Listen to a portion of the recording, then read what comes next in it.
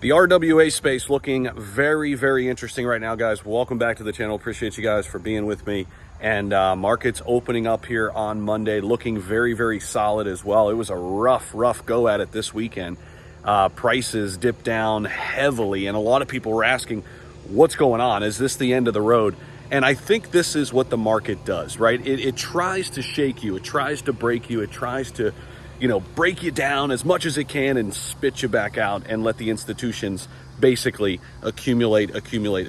Well, congrats if you bought the dip on Saturday. Congrats if you didn't get shaked out. Congrats if you're still rocking here in the cryptocurrency market, because I believe that this market is starting to heat up slowly but surely. We're seeing a lot of information come out from treasury companies on Ethereum.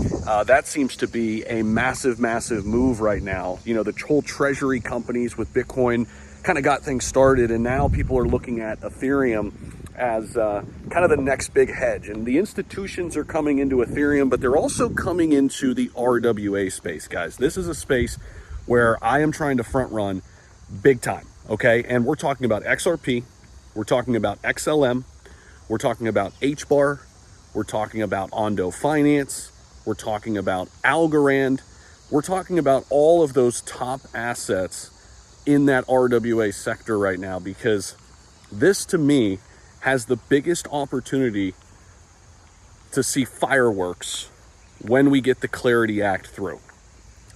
Why do I know this, or why do I believe this? Well, my thesis begins and ends with BlackRock, guys. Begins and ends with Larry Fink. As soon as he got his wish, he got his Bitcoin and Ethereum ETFs. As soon as he got this wish, his attention and focus shifted directly to RWAs and tokenization. Now, we know BlackRock's working alongside ONDO Finance, which also has partnerships with Ripple as well. So if we look at that, we can just understand that the amount of money in terms of tokenizing U.S. treasuries and equities is going to bring into the market is absolutely absurd. There's a ton of news out there in terms of tokenizing real estate with XRP as well, not only in Dubai, but also globally now with the most recent news that just came out days ago. And I'm just looking at this entire sector as a way to really front run and get myself positioned before the institutions come in and drive things up much higher, right? So if I'm looking at XRP, XLM, HBAR, these type of assets are bouncing the hardest today, and it's no secret, it's no surprise, guys. This is where the capital is going to be flowing. And if you're a retail investor like me, which we all are, right? We're all on the same playing field here when it comes to investing in crypto. Our best chance at victory right now is to front run the institutions. It's very simple, guys. This is a different market than 2021. A lot of people want to, point the finger and say, Zach, you're wrong. I got this low cap gem. I got this, I got that. You have to understand this about crypto, guys. Things change rapidly. The environment that we were in 2021 is completely different than the environment we are in now. We were driven by the retail investors back in 2021. Right now, we're driven by the institutions. And it is night and day compared to that market back then and the market now. And fundamentally, it's different just looking at where the macroeconomic side of things are sitting, right? Because if you look at back then, we had tons and tons of excess money being printed by the US government. People had paychecks coming in. People had all of this money that they thought they really had, but they didn't. But they were able to invest, right? Interest rates were extremely low back then. That's not the case, right? People don't have excess money right now. They don't. And everybody wants to know where retail is, They've gotten flushed out. Two different big extraction events. You look at Pump.Fun and you look at the Trump coin. Those were extraction events.